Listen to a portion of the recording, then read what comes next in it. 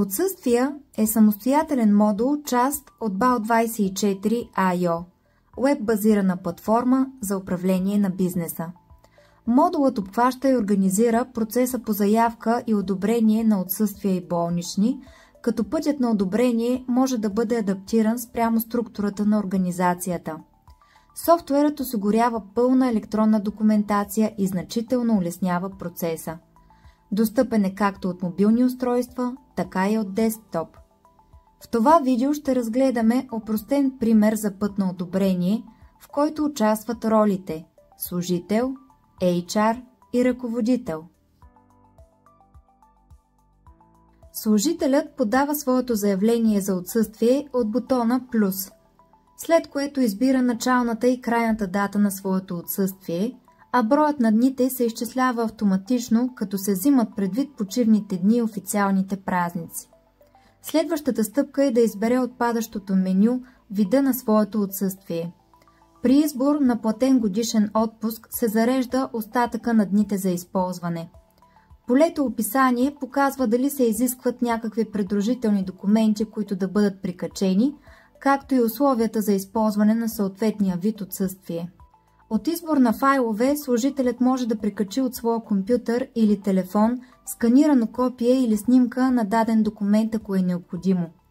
В полето бележка може да остави съобщение към служителят от отдел човешки ресурси или прекия ръководител.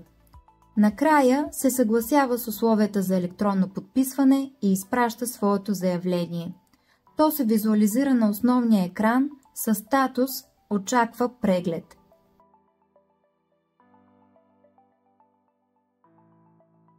HR-а получава заявлението за отсъствие на служителя. Той има възможност да го прегледа и одобри, да го върне на служителя или да го откаже.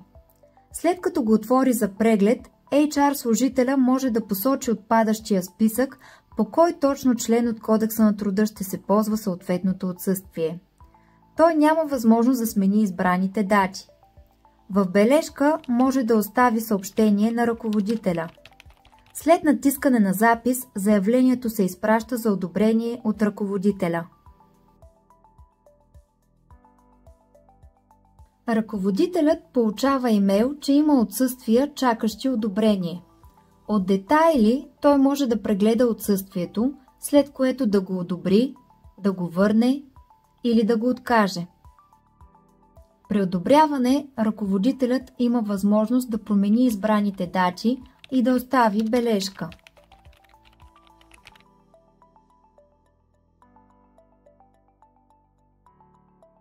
След запис, заявлението отива в меню Одобрени, откъдето ръководителя може да го избере и да го подпише електронно.